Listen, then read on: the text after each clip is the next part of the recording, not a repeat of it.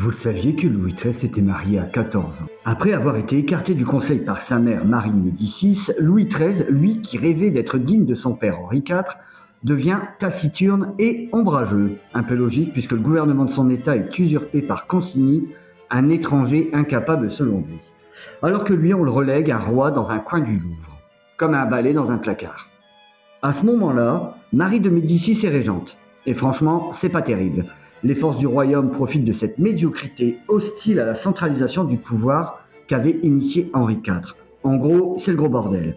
Des troubles éclatent, sociaux, religieux, une instabilité politique s'installe. Louis XIII ressent un très lourd sentiment d'amertume en voyant la politique pro-italienne et pro-espagnole de son royaume. Pour le mariage de Louis XIII, Henri IV avait songé à Nicole de Lorraine, princesse héritière des duchés de Lorraine et de Bar, ce qui aurait porté pacifiquement la France jusqu'aux Vosges. Quant à Marie de Médicis, elle choisit Anne d'Autriche, une infante espagnole. Ce mariage fut célébré le 21 novembre 1615 à Bordeaux. Humiliation de plus pour Louis XIII, car conformément à la mémoire des choix de son père, il ne voit qu'en Anne d'Autriche qu'une Espagnole, donc une ennemie. Obligé de consommer le mariage pour éviter un divorce du côté de l'Espagne, les notes de son médecin en témoignent, prises heure par heure relatant la vie du jeune Louis XIII, âgé de 14 ans à cette époque.